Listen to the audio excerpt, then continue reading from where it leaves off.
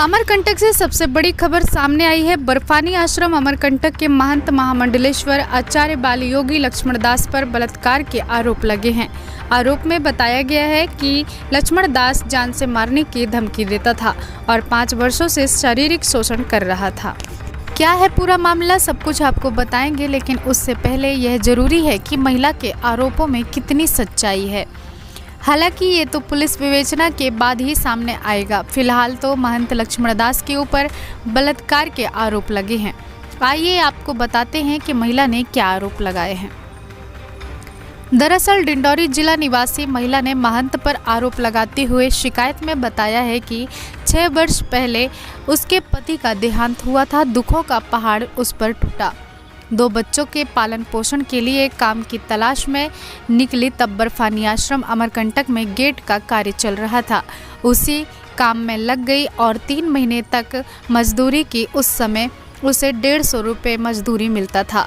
फिर आश्रम में साफ सफाई का काम करने लगी। कुछ दिन बाद महंत लक्ष्मणदास अपने कमरे की सफाई करने के बहाने बुलाने लगा और फिर मीठी मीठी बातें कर बहला फुसला कर दुष्कर्म की घटना को अंजाम दे डाला। महिला ने बताया कि दुष्कर्म की घटना में एक अन्य महिला भी शामिल है जिसके साथ यह कृत्य हुआ है। महिला ने बताया कि 3 दिनों तक रोती रही, लेकिन महंत जान से मारने की धमकी देता था और कहता था किसी को कुछ मत बताना। 5 वर्षों तक महंत लक्ष्मणदास शारीरिक शोषण करता रहा। महिला आगे बताती है कि मैंने भागने का प्रयास किया, लेकिन मुझे वापस धमकी देकर आश्रम में लाया जाता था। बताया कि महंत लक्ष्मणदास मेरे बच्चों को कपड़े और मुझे पैसे देता था। आश्रम की बदनामी न हो उसके डर से मुझे 40 किलोमीटर दूर दूसरे आश्रम में भेज दिया और वहीं रखता था।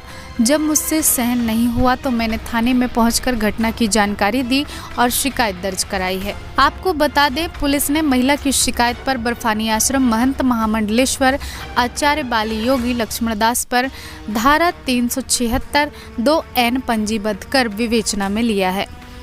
अब आपको बताते हैं कि महामंडलेश्वर आचार्य बालयोगी लक्ष्मणदास कौन है। बालयोगी लक्ष्मणदास अमरकंटक स्थित बर्फानी आश्रम के महंत हैं। साथ ही बटकी में इनका फार्मेसी भी है। 2018 में कोतमा विधानसभा से भी निर्दलीय चुनाव लड़ चुके हैं। साथ ही कांग्रेस का दामन थाम चुके हैं और वर्तमान में जानकारी के अनुसार मजदूर कांग्रेस के प्रदेश स्तर के दायित्व में है।